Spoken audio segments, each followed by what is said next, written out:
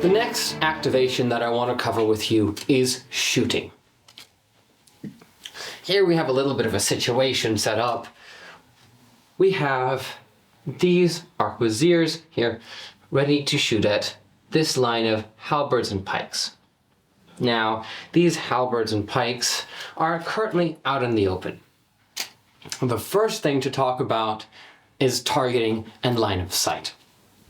In Force of Virtue, we use what is called true line of sight. This means you try and get a bird's eye view of the model and check, can this model actually see? You can either do this with your eye or a little piece of string. In order to target another model, you need line of sight. That line of sight cannot be obscured by a wall, a building, or importantly, a friendly model. If when drawing line of sight from your model's head to the opposing model's head, it crosses the base of a friendly model, or what would be the base of a friendly model on a 25mm model, you may not target the enemy. However, an exception. If the model is in base-to-base contact with the firing model, they may fire over the other one's shoulder. This, however, only goes one model deep. For example, this arquebusier over here would not be able to target the Duchess. The rules on targeting are fairly simple. A model, when shooting, must target the nearest unobstructed enemy model. If there is less than an inch difference between the two models, the player that is being targeted may choose which model. Remember, this is unobstructed model. Right now, these models would target this front row of halberdiers. If these halberdiers were obstructed by terrain, this model, when resolving his shooting attacks, would resolve them against the banker, who is now clearly out in the open and an easy shot. A model counts as obstructed if at least a third of the model is covered, and especially if any bit of the body or head is obstructed. Arms or weapons do not count. On to how to resolve the shots themselves. Here, these three arquebusiers are being activated by this capo here. He's going to ask them to fire with a Celeritas, a Fortitudo, and a Bruns. Important to resolving a shooting action is the to-hit value. The to-hit value is represented by a 4 plus 3 plus 2 plus 5 plus etc. That number represents the number you have to roll in order for the hit to count as successful. So he's doing a 3-dice shooting activation with these three models. They will be targeting this front row of halberds. For each arquebusier, I will roll dice, virtue dice, equal to the virtue spent of the types spent. So I will first declare which model I am rolling for, and then the defender will choose which model of the ones within a 1-inch tolerance is getting targeted. I will now roll my dice and resolve the hits to see if any of this shot hit. This mercenary on his card has a to-hit value of 4 plus. The 3s do not hit, but the 5 does. Now we would go on to the armor save. The armor save is also represented on the model's card. This mercenary is shooting with an arquebus. The arquebus, as you see, has a range value and a extra added bonus. Now, of course, before shooting, I can check and should have checked whether he was in range. Now, I of course know that we are well within the maximum range of 18 inches. However, as you see on extreme range, they receive a +1 to their to hit value. That means instead of hitting on a 4+, they would hit on a 5+. In Force of Virtue, when you see a plus or minus on a card, that is always referring the stat on the card. The value on the base card is improved by that. This Halberdier's armor save, he would normally be rolling a 5+. That means it needs a 5 or more to succeed. However, that value gets +2 for the arquebus's penetrative power, making it a 7. We would now move on to the wound save. Now, before we move on to the wound save, first, however, we'd have to burn a virtue of a capo within whom's command range this model is. Now, the banker has a command range of 0, so we can't burn it off the banker. But we can burn it off this banner bearer here.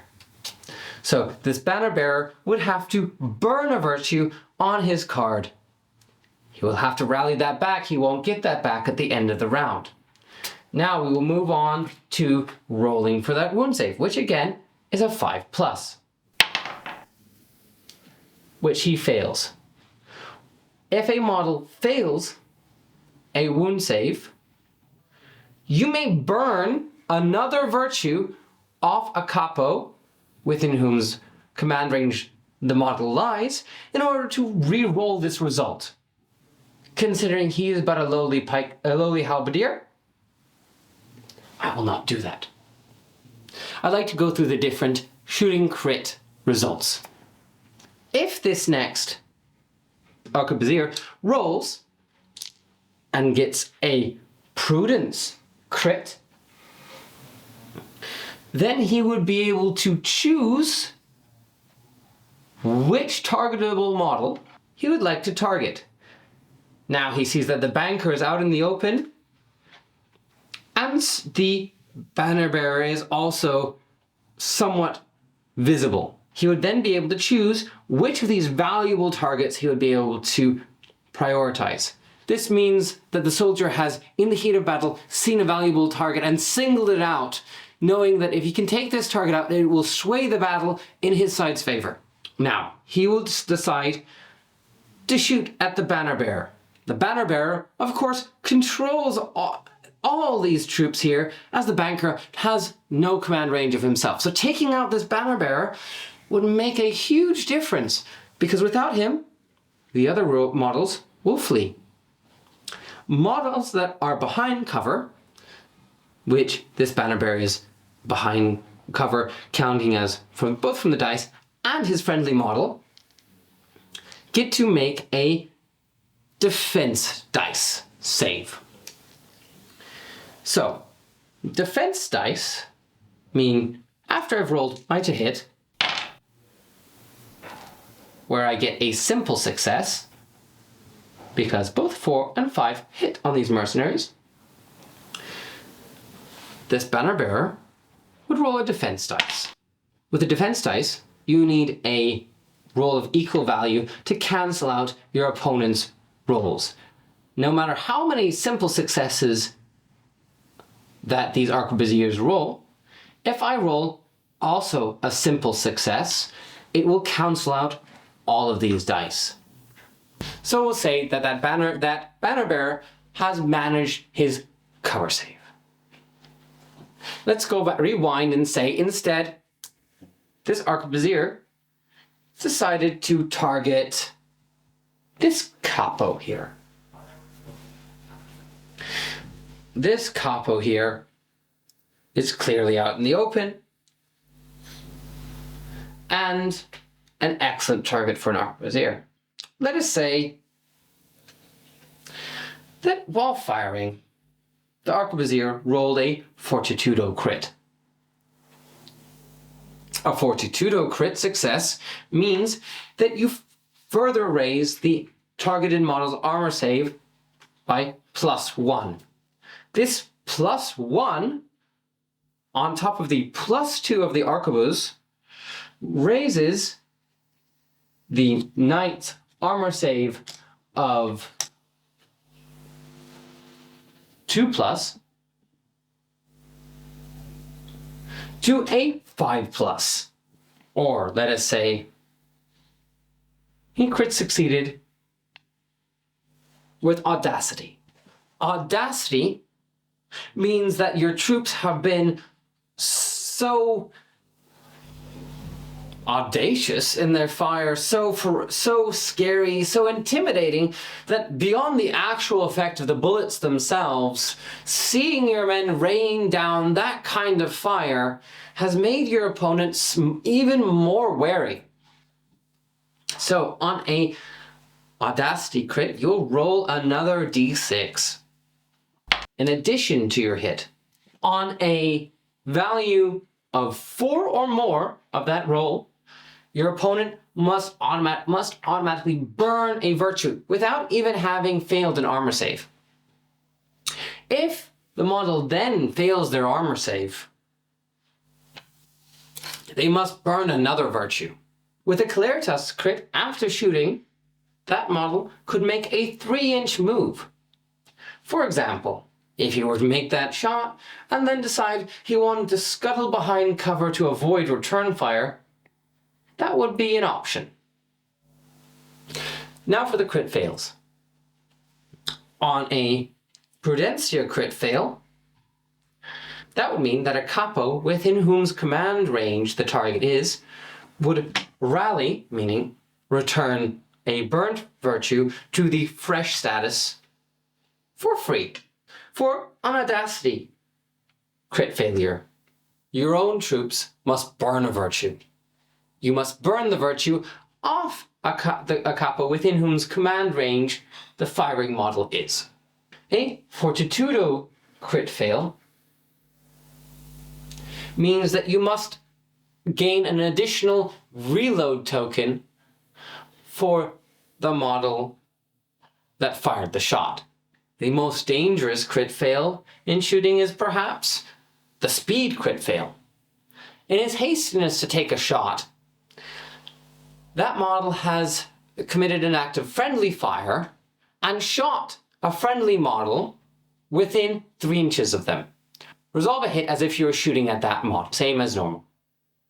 Also important for shoot actions, you cannot make a shoot action if the model attempting to make the shoot action is in base-to-base contact with an enemy model. You can also not target enemy models that are in base-to-base contact with friendly models.